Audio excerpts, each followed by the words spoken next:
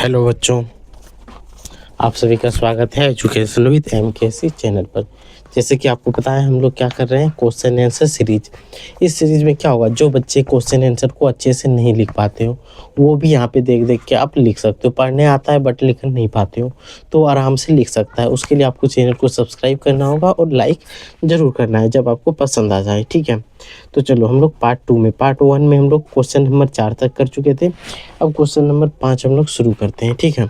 तो देखो question number 5 का एक नंबर जो है, ठीक है, क्वेश्चन नंबर 5 का एक नंबर और क्वेश्चन नंबर 4 का एक नंबर दोनों सेम है, ठीक है। इसीलिए हम लोग क्वेश्चन नंबर 5 का एक नंबर नहीं करेंगे, क्योंकि दोनों सेम है। हम लोग पहले ही वहाँ पे कर चुके हैं तो फिर दोबारा करके टाइम क्यों लें, ठीक है। और जो बच्चे अभी तक सब्सक्राइब नहीं किए हो वो ज़रूर से ज़रूर सब्सक्राइब करें, ठीक है। क्वेश्चन नंबर 5 क्या है, अंतर बताएं। इसका हम लोग एक नंबर आंसर पहले ही हो चुका है। यहाँ हम लोग 2 नंबर से शुरू करेंगे। कहाँ से? 2 नंबर से, ठीक है। क्वेश्चन नंबर 2 क्या है, सड़क मार्ग और रेल मार्ग में अंतर बताएं। सड़क मार्ग और रेल मार्ग, इधर लिख देते हैं सड़क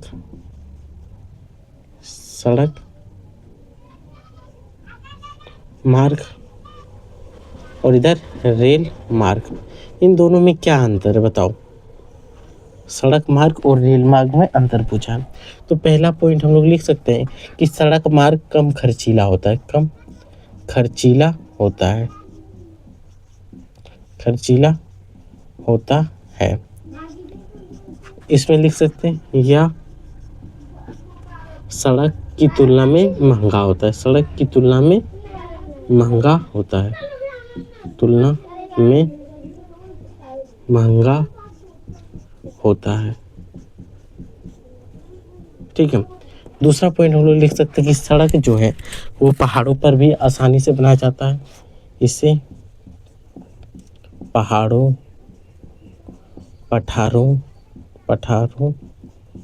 पर भी बनाए जाते हैं, भी बनाया जा सकता है, ठीक है। इसको भी बना सकते हैं लेकिन बनाना कठिन है। इससे इस मार्ग को बनाने में कठिनाई बहुत होती है, कठिनाई बहुत होती है, ठीक है। ये कम खर्चीला, वो अधिक खर्चीला। ये पहाड़ों में भी बन सकता है, ये पठारों में भी बन सकता है। सड़क जो है, ठीक है, सड़क छोटी दूरी के लिए भी और बड़ी दूरी के लिए भी उपयोग किया जाता है। और रेल मार्ग हमेशा अधिक दूरी के लिए। अब यहाँ से जैसे मेरा घर से अब 1 किलोमीटर दूर जाना है, क्या वहाँ भी एक ट्रेन लगा देंगे?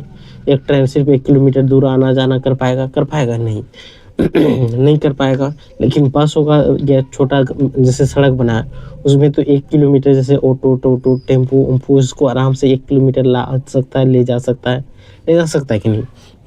यानी छोटी दूरी यातायात के लिए अत्यधिक उपयोगी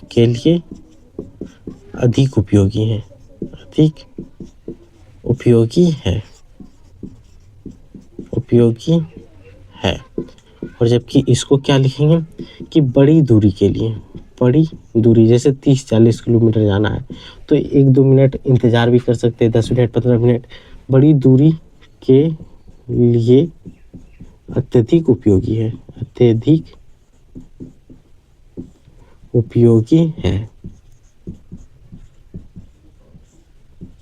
ठीक है। बड़ी दूरी के लिए अत्यधिक उपयोगी है और ये छोटी दूरी के लिए है। ये समय की पाबंदी है, ये समय इसमें भी बस का भी टाइम होता है लेकिन उतना छोटी दूरी के लिए बस में कभी नहीं भी होता है, ठीक है। तो ये याद रखना। बढ़ते क्वेश्चन नंबर 6 में बोला है कारण बताएं। क्या बोला है? कारण बताएं, ठीक है। तो इधर इसको घेर देते हैं ताकि हम लोग आगे बढ़ते हैं, ताकि जगह थोड़ा ज़्यादा बचा रहे। देखो कारण बताएं का क्वेश्चन का पहला नंबर है, रेल मार्ग से कम खर्चे में भारी सामान एवं मानव आवागमन किया जाता है। रेल मार्ग से ज़्यादा कम खर्चे में कम खर्चे में रेल से बहुत दूर दूर तक जाया जाता है, लेकिन बस से जाएंगे तो बहुत ज़्यादा खर्च होगा। क्यों? तो लिखो इसका मुख्य कारण इस प्रकार, या लिखेंगे निम्नलिखित है, निम्नलिखित है। क्या कारण हो सकता है? पहला आप बताओगे कि इसमें अत्यधिक यात्री यात्रा कर सकते, इसमें अत्यधिक लोग यात्रा एक साथ कर सकते हैं, एक साथ कर सकते हैं, कर सकते हैं। दूसरा कारण माल ढोना, माल ढोना, ढोना ठीक हो रहा है, या माल या व्यापारिक वस्तु का परिवहन अधिक होता है, उससे भी कमाई आ जाता है, परिवहन अधिक होता है। आने ले जाने का काम माल का अधिक करता है, कच्चे माल से हो गया, सब्जी, फ्रूट, कोयला, पेट्रोल, ये सारी चीज़ ले जाने का काम करता है, इसलिए ये और भी आसान होता है। एक तो इसमें बहुत सारे आदमी, जैसे बस में बहुत कचम कुछ पूरा आदमी भर जाए तो क्या करेगा, वो लास्ट में छोड़ देता है, लेकिन इसमें इतना जगह है कि कितनों भर जाए, भराते रहो, फिर भी कितनों के लटक के आ जाता है। तो ज़्यादा आदमी रहेगा, ज़्यादा टिकट कटाएगा तो ज़्यादा पैसा कमाएगा, तो क्या होगा, भाड़ा कम होगा। लेकिन बस में क्या है, एक लिमिटेड है, उसमें आदमी निश्चित अट सकता है, कभी कभी नहीं भी होता है, तो जितना दूर जाएगा तो पेट्रोल ईंधन उतना ही खर्च होगा कि नहीं, वो भी एक कारण बनता है, तो याद रखना है। इसमें क्या है, अत्यधिक लोग यात्रा एक साथ करते हैं, एक साथ कर सकते हैं, माल व्यापार वस्तुओं का परिवहन अधिक मात्रा में करते हैं अधिक मात्रा में करते हैं। बस या ट्रक से कहीं पे सामान लेके जाना है तो क्या होगा, एक ट्रक में एक ही सामान को लेंगे, लेकिन ट्रेन होगा उसमें बहुत सारा बोगी है कि सब बोगी में अलग अलग सामान लदा सकते हैं। एक बोगी में कुछ, एक बोगी में कोयला, एक में कोयला हो गया, खाद हो गया, कुछ भी लदा के आप लेके आ सकते हो। ठीक है, तो क्वेश्चन नंबर 2 का आंसर क्या होगा? देखो कारण क्वेश्चन नंबर 6 का दूसरा नंबर, यहाँ पे सिर्फ क्वेश्चन आंसर होगा। ठीक है, थोड़ा बहुत समझा भी देते हैं, और जो समझना चाहते हो वो चैप्टर को मेरे साथ एक बार जरूर पढ़ें। ठीक है, मानवीय बस्ती के विकास का आधार बसाव स्थान में होता है। तो देखो मानवीय बस्ती लिखना है, आप जो सुन के लिख सकते हो वो भी लिख लो। मानवीय बस्ती का बसावट वहाँ की जलवायु पर निर्धारित करती है, कि जलवायु व उपजाऊ मिट्टी, जल स्रोत। उपजाऊ मिट्टी होगा तो क्या होगा, ज़्यादा से ज़्यादा गांव बसेगा, क्योंकि वहाँ खेती बाड़ी करके आराम से खाएंगे। उपजाऊ मिट्टी, जल स्रोत का अच्छा प्रबंधन हो, वहीं पे आदमी बैठेगा, प्रबंधन हो, वहीं पे क्या होगा, आदमी ज़्यादा से ज़्यादा होगा, वहीं पे बसेगा जहाँ पे भोजन नहीं, रेगिस्तान में बसने जाएगा, वहाँ खेती नहीं कर पाएगा, पानी नहीं पीने को मिलेगा, तो वहाँ पे आदमी रहेगा। जहाँ आदमी कहाँ रहता है, जहाँ पे अच्छे अच्छे साधन मिल जाए, अच्छा खाना मिल जाए, भोजन मिल जाए, पानी मिल जाए, पढ़ने के लिए स्कूल अच्छा मिल जाए, तो देखना वहाँ पे आदमी ज़्यादा होता है। तो मानवीय बस्तियों का बसावट वहाँ की जलवायु व उपजाऊ मिट्टी, जल स्रोत का अच्छा प्रबंधन से होता है। अब जलवायु पूरा गर्मी लगेगा, पूरा गर्मी कर दिया जाए तो होगा, वहाँ थोड़ा ठंडा गर्मी रहे तो वहाँ पे आदमी ज़्यादा मात्रा में रहेगा। ठीक है, यही कारण है। 7वां नंबर का आंसर क्वेश्चन नंबर 1 7 का देखो, पहला क्वेश्चन है सघन बस्ती और प्रकीर्णन बस्ती में क्या अंतर है? सघन बस्ती और प्रकीर्णन बस्ती, तो देखो क्या अंतर है। तो देखो यहाँ पे आंसर लिखते हैं, अंतर ऐसे भी लिख सकते हैं, सघन बस्ती प्रकीर्णन बस्ती प्रकीर्ण का स्पेलिंग ऊपर मिला लेते हैं, ठीक है। प्रकीर्ण, प्रकीर्ण यहाँ पे कीर्ण, ठीक है। सघन बस्ती और प्रकीर्ण बस्ती में क्या अंतर हो सकता है? तो आप पहला बोलोगे सघन बस्ती में क्या होगा, घरें पास पास होगी, घरें पास पास होती है, ठीक है। इसमें क्या होगा, घरें दूर दूर होगी, घरें व आवास, आवास जहाँ रहते हैं दूर दूर होती है, दूर दूर होती है, ठीक है। अगर दूसरा पॉइंट किया जाए तो यह उपजाऊ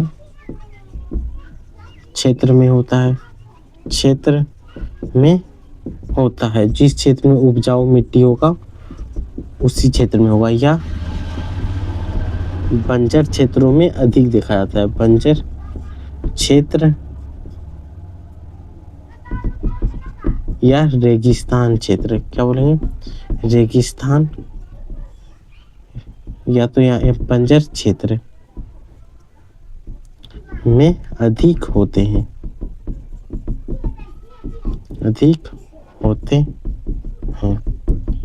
यहाँ पे लिखेंगे, जैसे उदाहरण दे देते हैं, जैसे गंगा का मैदान, गंगा का मैदान। इधर लिखेंगे जैसे रेगिस्तान, रेगिस्तान पहाड़, रेगिस्तान पहाड़। इन सभी में क्या होगा, दूर दूर घर बनाया जाता है। तो यही कारण, पहला कारण क्या, पास पास जमीनें अच्छी होगी, उपजाऊ होगा, तो क्या होगा, एक जगह मिल के आराम से खेती बाड़ी करेगा, सब कोई पेट भर जाएगा। लेकिन बंजर भूमि या पहाड़ों पे क्या होगा, सब कोई दूर दूर बनाता है, थोड़ा सा बड़ा क्षेत्र होता है, वहाँ पे काम धंधा आराम से करता है। तो यही दो मुख्य कारण था, ठीक है। अगला क्वेश्चन अगर 7 का दूसरा नंबर देखें,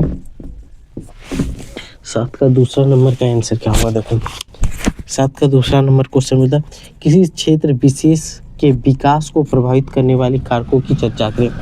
विकास, किसी क्षेत्र की विकास, क्षेत्र की विकास को निम्न चीजें प्रभावित करती है, निम्नलिखित चीजें, लिखित चीजें प्रभावित करती है, चीजें प्रभावित करती है, करती है। क्या क्या प्रभावित कर सकता है, एक नंबर कि उनके पास जल स्रोत होना चाहिए, क्या होना चाहिए, जल स्रोत, या तो बोल सकते हैं संसाधन, संसाधन के अंतर्गत जल भी आएगा, संसाधन क्या हो गया, देखो थोड़ा सा मिटाने में कहाँ चला गया, एक बार आप देख ले फटाक से, और जो जो पीछे का नोट नहीं किए हो वो भी कर सकते हो, ठीक है। तो चलो यहाँ पे लिखेंगे क्या, संसाधन होनी चाहिए, तेरे क्या हो गया यहाँ, संसाधन, संसाधन हो, उचित मात्रा में हो, उचित मात्रा में हो, ठीक है। दूसरा उपजाऊ भूमि हो, उपजाऊ भूमि हो, परिवहन क्षमता का विकास हो, परिवहन क्षमता हो, परिवहन क्षमता अच्छा हो।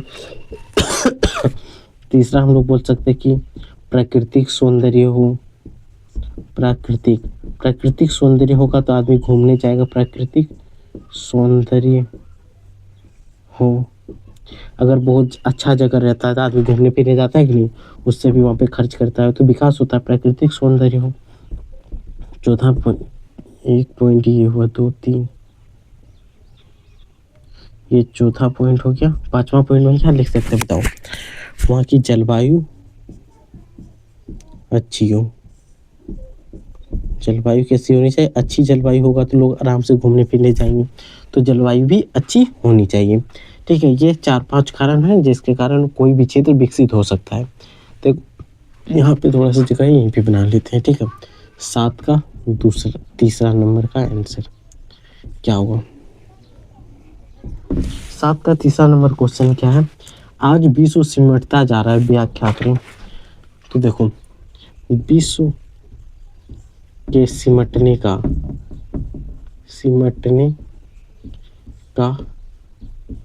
मुख्य कारण एक नंबर परिवहन क्षेत्र का अत्यधिक विकास, अत्यधिक विकास।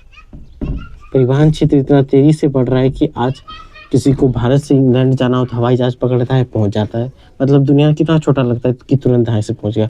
किसी को झारखंड से दिल्ली जाना है, तुरंत हवाई जहाज पकड़ो चले आओ, बस पकड़ो चले आओ। जैसे झारखंड का एक जिला दुमका से देवघर जाना है, बस पकड़ो 2-3 घंटा में आप वहाँ पहुंच जाते हो। तो कितना छोटा लगता है कि इतना दूरी पहले घोड़ा गाड़ी से धीरे धीरे 2-3 दिन में पूरा करता था, आज 1 घंटा, 1.5 घंटा, 2 घंटा में पहुंच जाता है। तो क्या हो रहा है, परिवहन क्षेत्र का इतना अधिक विकास हो रहा है कि वो धड़ाधड़ पहुंच जा रहा है, ये कारण। दूसरा संचार